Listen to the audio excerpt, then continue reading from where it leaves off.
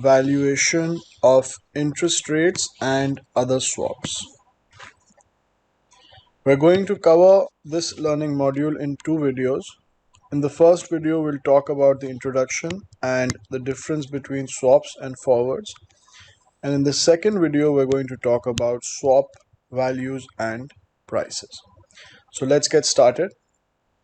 As discussed, this reading is going to cover how swap contracts are similar and different. So we'll talk about the similarities of swaps with forward contracts, and we're talking specifically about forward rate agreements when we talk about interest rate swap. So that is the major focus of this reading, that how are interest rate swaps similar and different to forward rate agreements.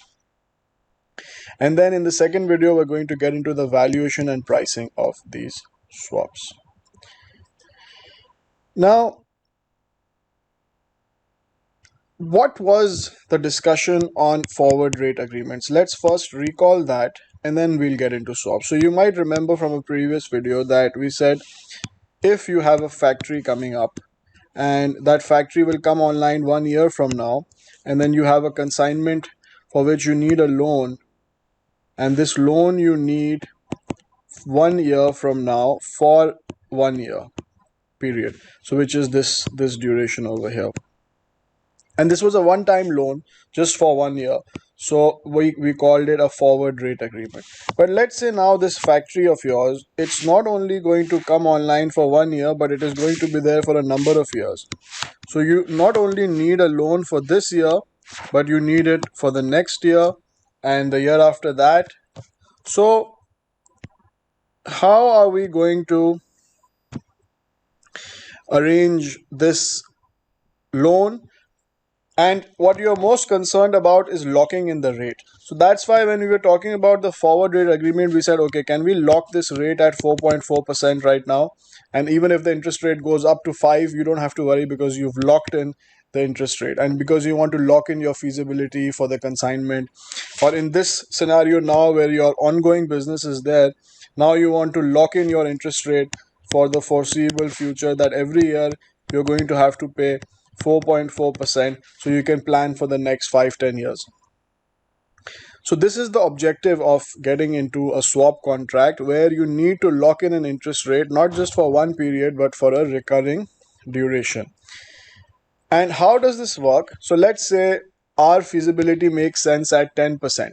So we are trying to lock in a fixed payment every year at 10%, so that we know that what is the cost of our debt, so that we can plan our feasibility accordingly. Now, whether the interest rate goes down or goes up, we know that we have to pay 10%. If it goes down, naturally we are not going to be very happy because we could have paid 9, but we'll end up paying 10. If it is at 10, then there's no gain or no loss. And if it goes to 11, then it means that we've saved some money.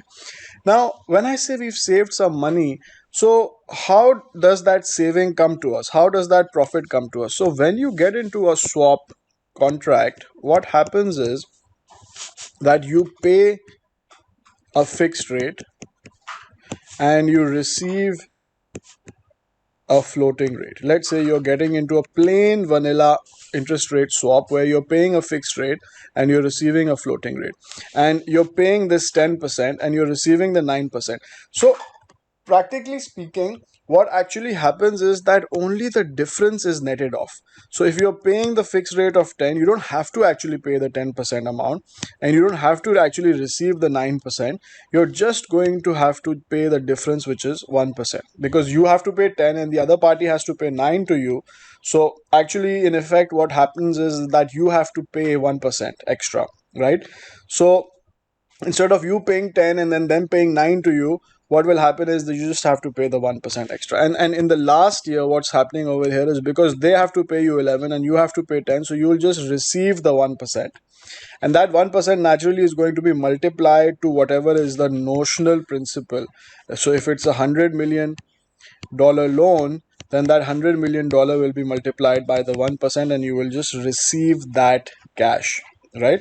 So In the second year, obviously nothing will be happening because both amounts are equal. So at t is equal to 2, no cash flows will be exchanged. In the third year, you will get a payment. The Since you are the fixed rate pair, the floating rate pair will make a payment to you of 1%. And in the first year, because you are having to pay more, so therefore you will make a payment, which is the fixed rate pair will make a payment of 1% multiplied by the notional principal. And that is how a swap works. So this is how swaps work. Now, what are the similarities between FRAs and swaps? So think of number one, that they both allow you to lock a rate, right? FRA allows you to lock a rate for one period. Swaps allow you to lock a rate for a number of periods, right? So, but the common part over here, or the similarity here, is that they both allow you to lock the rate for your feasibility purposes. And in both cases, the net difference is what is agreed upon, and then is used to determine the cash settlement. That okay, so you are paying a 4% fixed, and the market interest rate is above 4%. Let's say it's 5%. So only the 1% difference is going to be adjusted between the two parties. And both of these have a symmetric payoff. And what that means is that if, for example, the interest rate is going up, then and you're long an FRA or you're long a swap, then your profit is going up, right? So this is a symmetric payoff between the two. And the same thing is there for a long swap, and the same thing is there for a long FRA.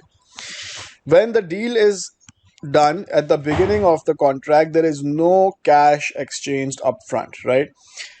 Afterwards, whether the interest rate will go down or go up, depending on that, either party will be in profit or loss. But at the beginning, the contract has a zero value at initiation, and there is no cash exchanged upfront. Later on, depending on where the interest rate will go, either party will be in loss and either party will be in profit, which means they also will have counterparty exposure. So if, for example, there's a party A and there is a party B, and party A is long, which and interest rates go up, then party A will be in profit and party B will be in loss, and party B might want to run away, and therefore party A will have credit exposure. So both FRAs and swaps, they involve counterparty credit exposure.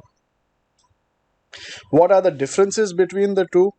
Now, obviously, FRA has a single period arrangement, right? Whereas a swap has a multiple period arrangement, and therefore at every period there is going to be a settlement. So if you are paying 10% and the interest rate is 9%, there will be a settlement over here.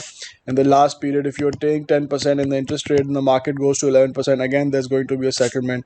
If it's the same, obviously there will be no need for settlement, but there is still a periodic settlement in a swap. FRA is just a one-time thing, right?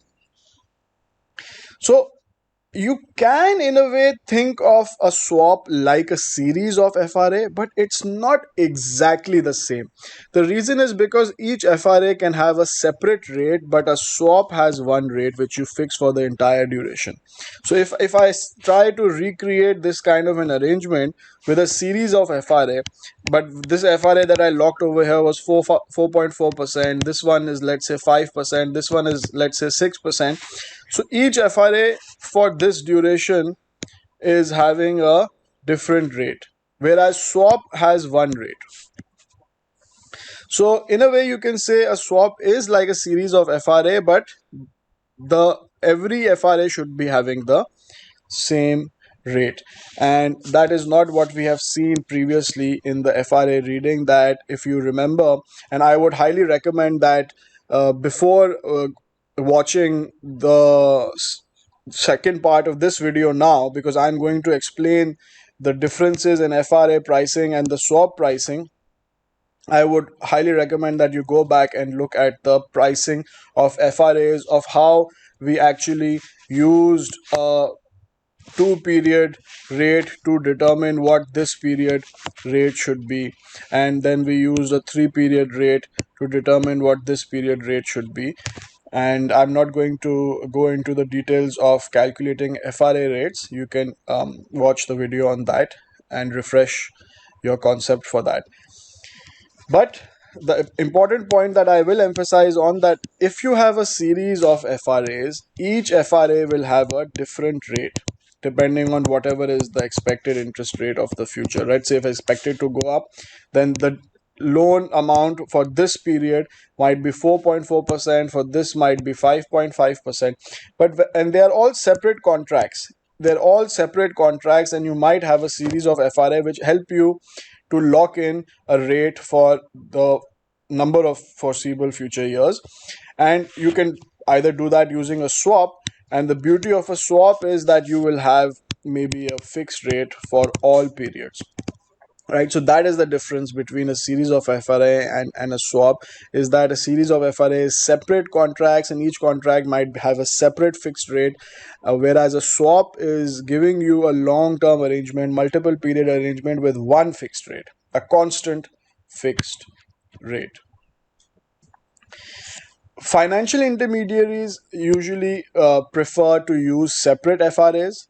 They don't mind getting into these separate contracts and all that complexity, whereas end users or issuers and investors usually prefer swaps because they better match rate sensitive assets and liabilities. They can just lock a rate for a number of periods and just depend on that, instead of having to individually go in and get separate contracts for each FRA.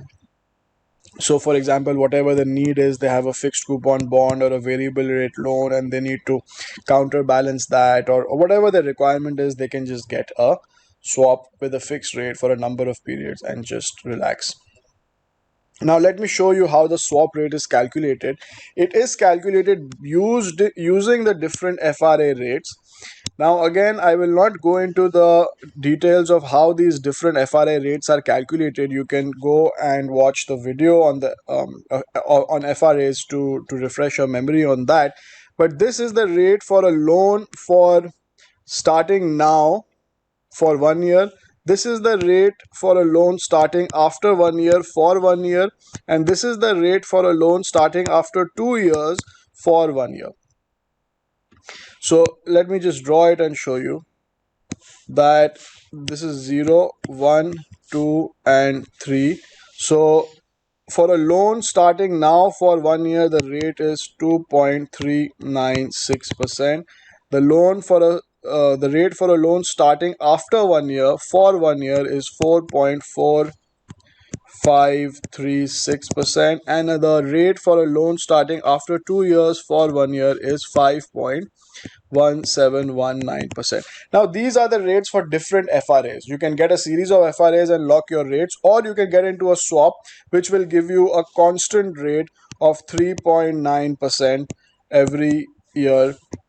And how did I calculate this 3.9? So it's kind of just taking the average of these, and that calculation is done over here, where what we do is we plug in the 1 year rate over here, which is 2.396. We plug in the second year rate over here, which is 4.45. We plug in the third year rate over here, which is 5.17, and then we equate it to a single rate that will make it equal to the same amount as this, and we calculate that, and it comes to 3.96, which is the swap rate. And again, I would like to emphasize that if you don't remember how these separate rates were calculated, this is done through a process called bootstrapping, and I would recommend you go and watch the video again for bootstrapping, and then you come back and watch this again, so that this whole process of calculating separate FRA rates and then using that to calculate the swap rate is clear for you.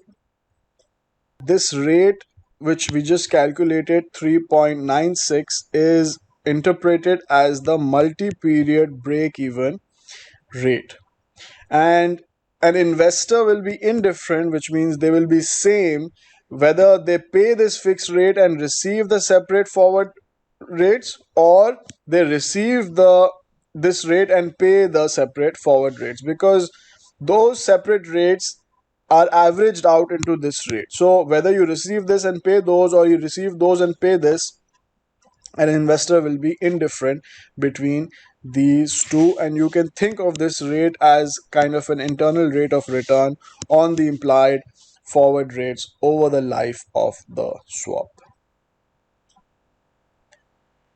Now, how do we use swaps to manage fixed income exposure? So let's say you've got um, a pay fixed receive floating swap, which means you have to, let's say, pay a fixed rate of 4.4%, and whatever the interest rate is you're going to receive, that, let's say, it is 5% right now.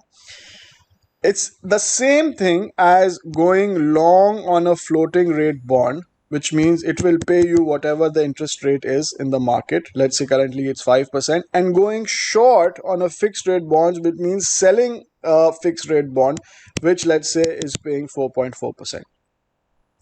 So if you're selling a fixed rate bond, which means you will have to pay the fixed rate, and you're going long, or you're buying a floating rate bond, which means you'll receive the floating rate.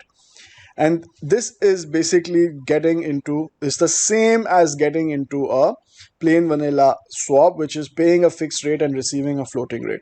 Now, what is easier, just to get into a plain vanilla interest rate swap where you pay a fixed rate and receive the floating rate, or buying a bond separately and selling a bond separately?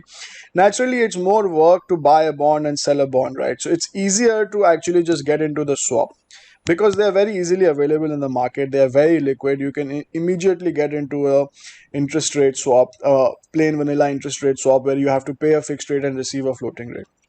You don't have to bother with buying the floating rate bond and selling the fixed rate bond, right? So what portfolio managers usually prefer is that active fixed income portfolio managers, that means that these are money managers who are usually having a lot of fixed income investments, and if they just want to manage the interest rate risk in their portfolio, what they can do is they can very, very easily get into a swap, rather than actually going out and buying bonds and selling bonds to manage or adjust their interest rate exposure. So for example, if they think that interest rates will fall, then they would want to receive a fixed and pay floating, so that when the interest rates fall, they keep receiving a high fixed rate and they pay a lower floating rate. Or if they expect the interest rates to rise, then they will obviously want to pay fixed and receive floating. So if you are receiving fixed, that means you will be happy if the interest rates go down, and if you are paying fixed, then you will be happy if interest rates go up.